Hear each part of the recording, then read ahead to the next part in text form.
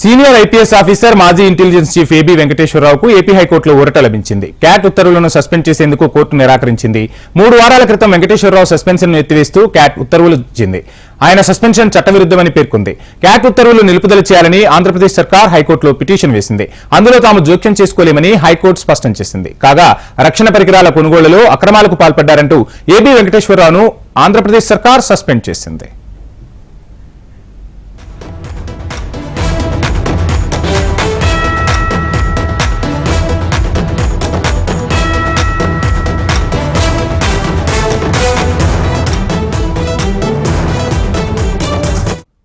Senior IPS officer మాజీ intelligence chief AB వెంకటేశ్వరరావుకు AP హైకోర్టులో ఊరట లభించింది. క్యాట్ ఉత్తర్వులను సస్పెండ్ చేసేందుకు కోర్టు నిరాకరించింది. 3 వారాల క్రితం వెంకటేశ్వరరావు సస్పెన్షన్ ఎత్తివేస్తూ క్యాట్ ఉత్తర్వులు ఇచ్చింది. ఆయన సస్పెన్షన్ చట్టవిరుద్ధమని పేర్కొంది. క్యాట్ ఉత్తర్వులు నిలుపుదల చేయాలని ఆంధ్రప్రదేశ్ సర్కార్ హైకోర్టులో పిటిషన్ వేసింది. అందులో తాము జోక్యం చేసుకోలేమని హైకోర్టు స్పష్టం చేసింది. కాగా రక్షణ పరికరాల కొనుగోలులో అక్రమాలకు పాల్పడ్డారంటూ ఏబీ వెంకటేశ్వరరావును ఆంధ్రప్రదేశ్ సర్కార్ సస్పెండ్ చేసింది.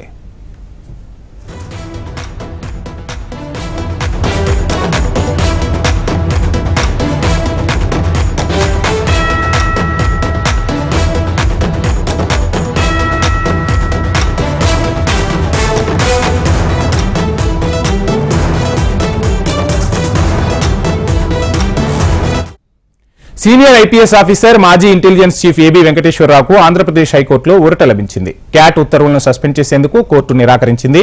ఇక 3 వారాల క్రితం వెంకటేశ్వరరావు సస్పెన్షన్ ఎత్తివేస్తూ క్యాట్ ఉత్తర్వులు ఇచ్చింది.